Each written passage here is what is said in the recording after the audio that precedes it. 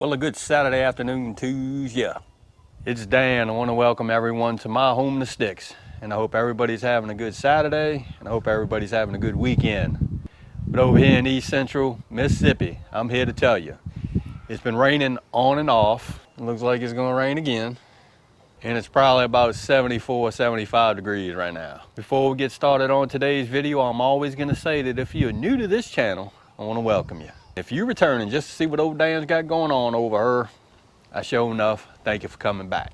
But what I want to share with you and y'all today is I'm going to give y'all a little update on what I've been doing for the last 3 days. Give me a second. That's what we finna do.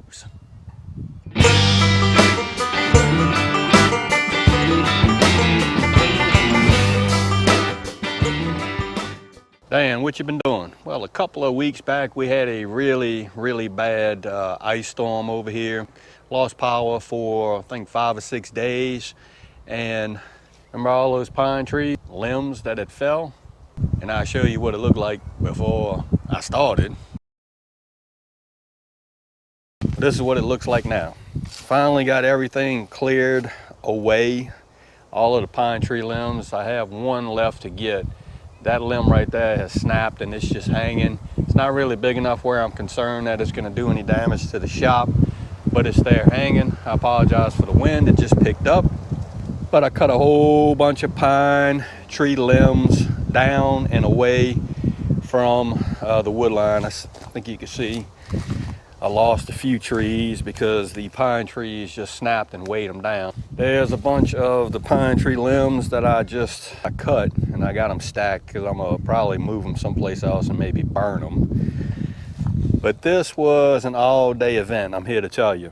One thing I didn't realize was how many limbs actually fell. It only looked like 1 or 2, but it was several. They weren't really big limbs. They were about that size. But it was a bunch of them.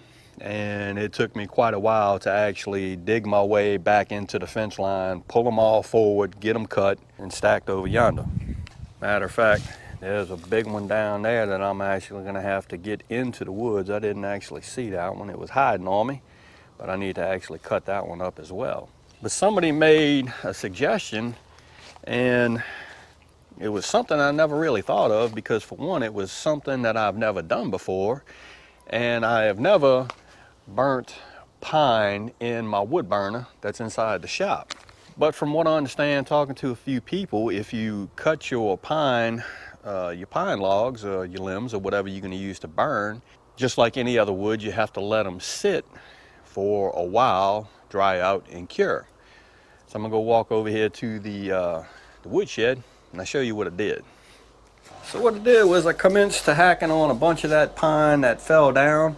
Again, they really weren't big limbs, maybe 4-5 inches in diameter, and I just bucked them up into little 12-inch pieces. A 15-inch piece of wood burns really good in my wood burner. So I cut these, got them stacked, and all I'm going to do is I'm going to let these guys sit here, and they're just going to sit there for a year or so. Let them dry out. And the thing that I was worrying about is the sap and the creosote that pine gives off when it's burnt. Definitely don't want any of that building up inside the pipework of my wood burner, so we're just going to see. I'm going to try to start cutting wood early, getting it dried out for a good year, and then use it come time. So that was really one of the big things that took the better part of a day, clearing out all those pine limbs. But another thing that I actively did is getting all my grow bags ready. And I had a bunch of maters in these bags. I uprooted them, and over here I had a bunch of peppers in all of these grow bags.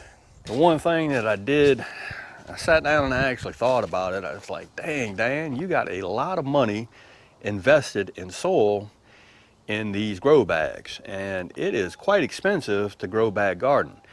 Well, I ain't gonna say it's quite expensive. If you have a lot of compost on hand, things of that nature, you can make your own soil relatively cheap. For me, starting out, I actually had to purchase soil and amendments to get these grow bags growing. So what I'm gonna do is I am gonna reuse this grow bag soil, because it is actually still really good soil. It's got a lot of leaves in it that have broken down, and I'm probably just going to amend these guys to fit what I'm going to plant in here. And these are probably going to be maters, and the smaller ones are probably going to be peppers. That's what I'm thinking, because this year I'm doing half and half. I'm going to do some grow bag peppers, and I'm going to do some hydroponic peppers. Not going to do so much earth bed gardening this year. Going to get the hugel bed back up and running. Of course, I have all of my container berries, and I'm kind of waiting for these collards right here to go to seed, because I have harvested off of these collards. I ain't going to tell you how many times. What are you doing, Hank? Got some over there. And these are just true Georgia collards. And what I always like to do is let these guys go to seed, collect the seeds, and share the seeds with, you know, whomever in the community wants some seeds. So that's what I wanted to share with you and y'all today. Just give y'all an update as to what old Dan has been doing over here, actively trying to get all of those pine tree limbs cleared away from the shop. All the ones that were hanging in the trees, definitely trying to get rid of that. And also try to get these grow bags squared away. The weather has been extremely crazy. It shouldn't be this warm this time of the year or this month in East Central Mississippi. The one thing that I can count on is we will have another severe cold snap over here. And the dates, you can look it up in the almanac, and sometimes they're spot on and sometimes they're not. So I'm just going to keep monitoring the weather and do it that way. Oh, another thing I did, brought all the comfrey out, let them get some sunshine and some warm air, and I also brought the President's hibiscus out. So gonna be putting these in the ground pretty soon, probably after that last frost that we get, and then we're gonna rock on from there. So again, I hope everybody is having a good Saturday, and hope everybody stays safe this weekend amid this crisis that we still have going on. If you like this video, go and give it a thumbs up to help. If you haven't subscribed to the Homestead channel, Lord of mercy, y'all need to come on over here and give old Dan a look, because I'm always doing stuff. With that being said, you know it's coming, Dan Bradford, sure enough, always gonna say it. Don't let nobody dull your shine. And I mean nobody. You sure enough get your shine on, it's important. And Dan will see you and y'all in the next video.